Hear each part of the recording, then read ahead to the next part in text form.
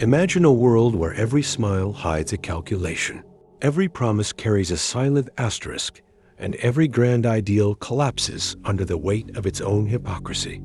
Now, what if that world is already here? We call cynics jaded, negative, even dangerous. But what if they're the only ones who see clearly? What if optimism is just a collective delusion, an anesthetic we swallow to numb the pain of reality? The cynic is branded a villain, yet they might be the only one brave enough to tell the truth.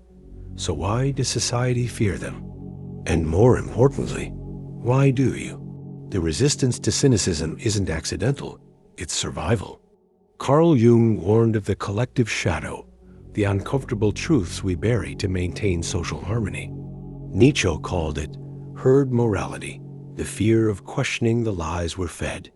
Society rewards blind faith in institutions, in progress, in the idea that goodness always wins. But history whispers otherwise. Schopenhauer saw it. Human nature is driven by self-interest, masked by polite fiction. We cling to optimism because the alternative, doubt, scrutiny, the dismantling of illusions, demands courage most don't have.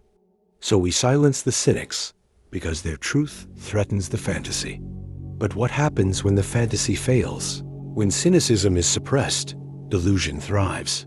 Studies show the optimism bias warps our judgment.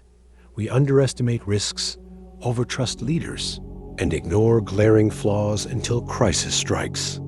The 2008 financial collapse, failed utopias, even personal betrayals, all born from unchecked credulity.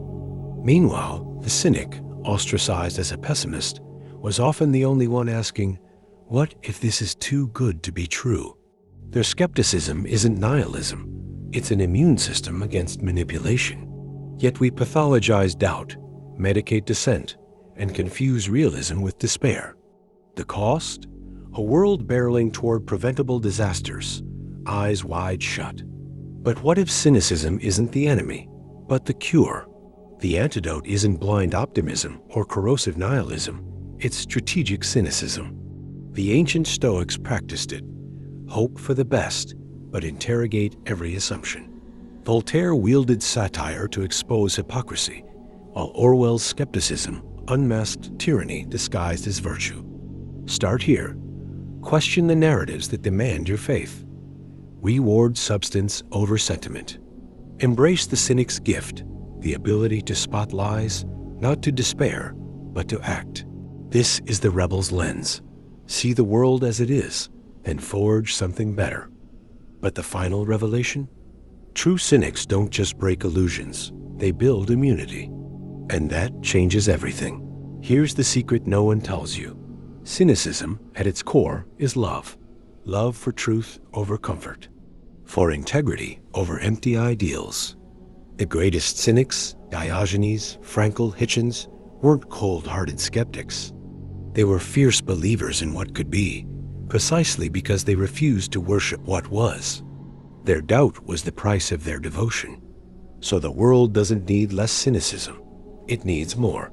More people brave enough to demand proof, to distrust power, to call decay by its name. Because only when we stop lying to ourselves do we gain the right to hope. Now, go sharpen your eyes.